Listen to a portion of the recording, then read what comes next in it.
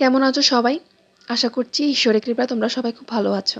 আজকে না সকালে ঘুম থেকে উঠে আগে ঘরটাকে গুছিয়ে নিয়েছি। আমার মনে হয় সকাল সকাল ঘরটা গুছিয়ে নিলে পুরো বাড়িটা যেন একদম অন্যরকম একটা সুন্দর লাগে, মনটাও হালকা হয়ে যায় এবং সারাদিনে কাজ করার একটা উৎসাহ তৈরি হয়।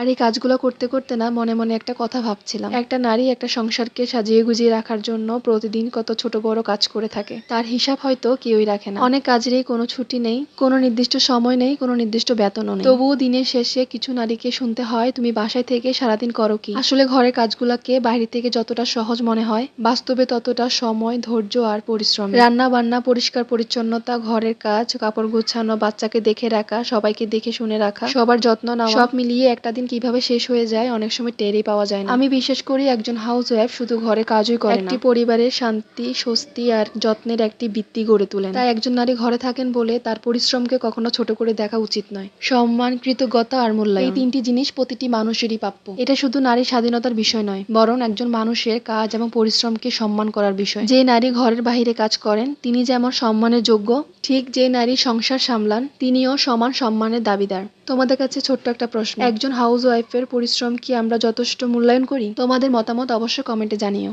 তোমাদের সাথে আজ অনেক গল্প হলো, তবে আজ আসি। তোমাদের সাথে আবারও দেখা হচ্ছে আমার নতুন আরেকটি ভিডিওতে। ততক্ষণ তোমরা খুব ভালো থেকো, সুস্থ থেকো এবং নিজের যত্ন নিও।